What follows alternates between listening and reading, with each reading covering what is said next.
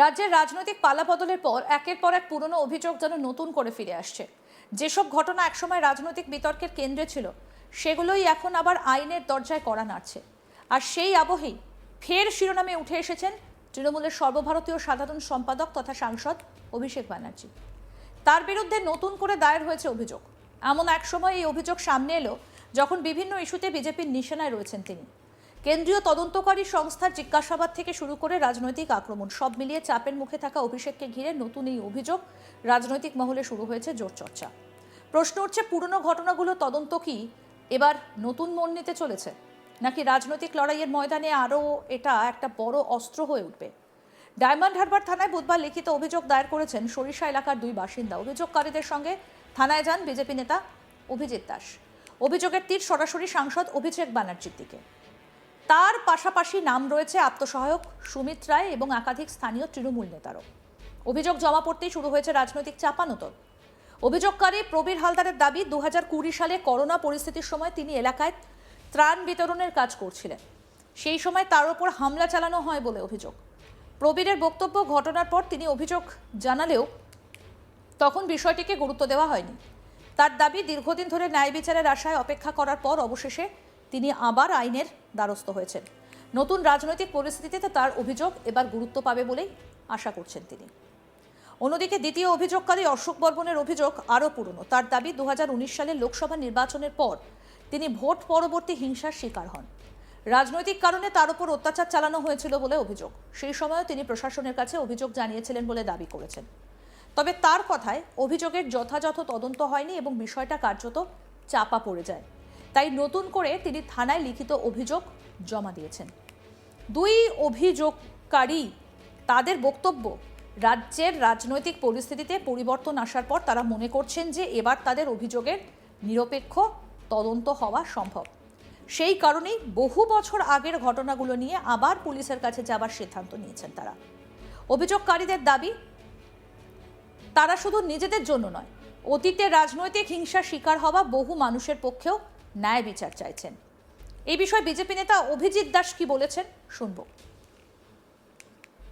আসলে আমাদের ডায়মন্ড মডেলের সন্ত্রাসে বলি ছিল আমার দুপাশে দুজন যে দাঁড়িয়ে আছেন, এই দুজনই। এনার নাম হচ্ছে অশোক বর্মন। অশোক আমাদের জেলার ভাইস প্রেসিডেন্ট ছিলেন। পোস্টপোল ভায়োলেন্সের সময় এই যে মহিদুরের সব বাহিনী, যার পৃষ্ঠপোষকই আমাদের ভাইপো এবং তার রাইট হ্যান্ড সুমিত ছিল। তো এনার পুরো লক্ষ লক্ষ টাকার এনার গোডাউন, মাছের আড়ত এবং বাড়িঘর লুট করা হয়।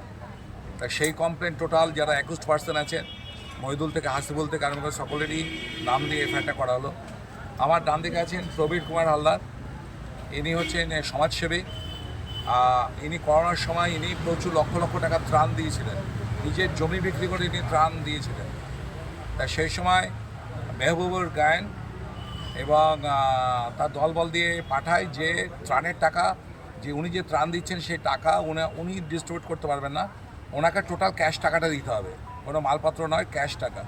তো উনি সেটা রাজি হননি বলে ওনার পুরো দোকান ঘর, ওনার যে অফিস ঘর পুরো লুণ্ঠন করা হয়। তার ভিডিও ফুটেজ এবং ওনাকে এত বিভৎসভাবে মারা হয়, উনি মরেই যাচ্ছিলেন। সোর্ডও চালানো হয়। সোর্ড গিয়ে ওনাকে পাশে নাজিমুদ্দিন বলে ওনারই যে সঙ্গে ছিল, সে ওনাকে বাঁচাতে আসে, তার পুরো বুকেতে সোর্ড পড়ে। ইনি প্রায় হাফ ডেডি হয়ে গেছিলেন। এবং এই তারপরে মেহবুব গায়েনের নাম ছিল বলে, তার দলবলের নাম ছিল বলে সুমিত রায় ডাইরেক্ট এনাকে ফোন করে থ্রেট করে যে নাম দেওয়া যাবে না। এবং যেহেতু নাম ছিল কমপ্লেন্টে, ডায়মন্ড থানায় তখন পাঠও ছিলেন, তো সারা রাত ধরে বোম্বিং করা হয়। এনার ছোট বাচ্চা মেয়ে এবং স্ত্রী বাড়িতে ছিল। তারপরের দিন উনি 3 দিন উনি ডায়মন্ড হসপিটালে ভর্তি ছিলেন। এবং সুমিত রায় এনাকে ফোন করে এনাকে থ্রেট করে যে কারোর নাম হবে না, তাহলে যদি নাম থাকে তাহলে কেস হবে না। এবং ওনার কোনো কেস করা হয়নি।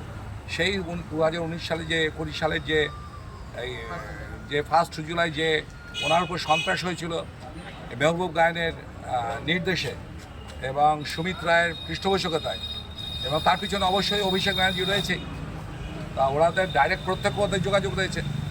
এবং তখন আইপিসি ছিল, সেকশন 120বিতেই ওদের দুজনের নাম অলরেডি হবে। আজকে অভিযোগ জমা পড়লো এবং এফআইআর স্টার্ট হবে। রাজ্যে তো কে হয়েছে, আমি 3বারই লোকসভার ক্যান্ডিডেট, তখন 2বার ছিলাম আমি, তখন জেলা সভাপতি ছিলাম। আমাকে মেরে এখানটায় হাফডেট করে দিল, আমারই কোনো কেস নেয়নি। আর এনারা তো সাধারণ যারা রাজনীতি করে না, সাধারণ সমাজসেবী, এনারা এটা কী করে দেবে? আর ডায়মন্ড কোর্ট তো তখন তৃণমূলের আন্ডারে ছিল, যার ফলে 156 ক্লাস 3তেও কেস হয়নি। অভিষেক ব্যানার্জির নামেও তো অভিষেক তো মেইন ডায়মন্ড মডেলের মাথা তো অভিষেক ব্যানার্জি আর তার পিএ সুমিত, এদের বাদ দিয়ে কোনো কেস হয়? আজকে এই ডায়মন্ডে যত ক্রিমিনাল আছে, যাদের আমরা বলছি সোকল্ড ক্রিমিনাল, তাদের তো তৈরি করেছে হচ্ছে অভিষেক এবং সুমিত। নাহলে জাহাঙ্গীর কে ছিল, সামিন কে ছিল, মেহবুব কে ছিল? এদের এক থাপ্পড় মারলে এরা মাটিতে গড়াগড়ি খাবে। তো এদেরকে তো ডন বানিয়েছিল তো এই সুমিত আর অভিষেক ব্যানার্জি। তো এদের ছাড়লে হয়? এদের ছাড়লে আমাদের পাপ হবে, তাই এদের নাম রয়েছে। মোট কতজনের নামে করলেন? একটা এফআইআরে প্রায় 22 জনের মতো নাম আছে, আর একটা এফআইআরে প্রায় 11 জনের মতো। দুটো এফআইআর মানে কমপ্লেনটা আর কি। এবার তো এফআইআর স্টার্ট হবে, এফআইআর তো করবে পুলিশ, এনারা তো কমপ্লেন জমা দিয়েছেন। এই ঘটনাকে ঘিরে স্বাভাবিকভাবে শুরু হয়েছে রাজনৈতিক তরজা। বিজেপির অভিযোগ, অতীতে রাজনৈতিক প্রভাবের কারণে বহু অভিযোগের সঠিক তদন্ত হয়নি, তাই এখনও পুরনো মামলাগুলোকে সামনে এনে প্রকৃত সত্য উদ্ঘাটনের দাবি তুলছে তারা। বিজেপি নেতৃত্বের দাবি, রাজনৈতিক পরিচয় না দেখে প্রতিটা অভিযোগের নিরপেক্ষ তদন্ত হওয়া উচিত। অন্যদিকে এই অভিযোগ নিয়ে এখনো পর্যন্ত অভিষেক ব্যানার্জি বা অভিযুক্তদের পক্ষ থেকে কোনো আনুষ্ঠানিক প্রতিক্রিয়া পাওয়া যায়নি। রাজনৈতিক মহলের একাংশের মতে অভিযোগ দায়ের হওয়া এবং অভিযোগ প্রমাণিত হওয়া এই দুটো বিষয় সম্পূর্ণ আলাদা, তাই তদন্তের ফলাফল সামনে আসার আগে কোনো পক্ষের দাবি নিয়ে নিশ্চিত হওয়া সম্ভব নয়। তবে রাজনৈতিক পর্যবেক্ষকদের মতে সময়টা অত্যন্ত তাৎপর্যপূর্ণ, কারণ সাম্প্রতিক সময়ে বিভিন্ন ইস্যুতে বারবার বিজেপির নিশানায় থেকেছেন অভিষেক ব্যানার্জি। কেন্দ্রীয় তদন্তকারী সংস্থার তলব, রাজনৈতিক বিতর্ক এবং একাধিক মামলার আবহে তার নাম নিয়মিতভাবে শিরোনামে উঠে এসেছে। আর সেই পরিস্থিতিতে নতুন এই অভিযোগ রাজনৈতিকভাবে যথেষ্ট গুরুত্বপূর্ণ বলেই মনে করা হচ্ছে।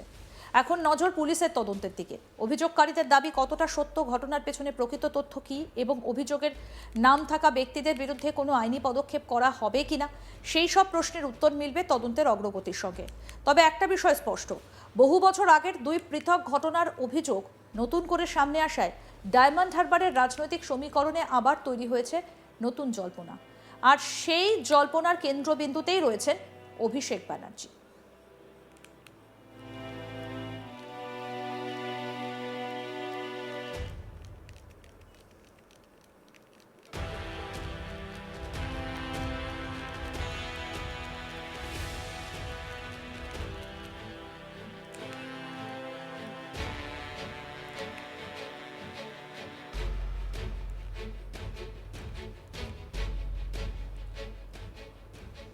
আরও আপডেট পেতে দেখতে থাকুন আজ তাক বাংলা, সাবস্ক্রাইব করুন।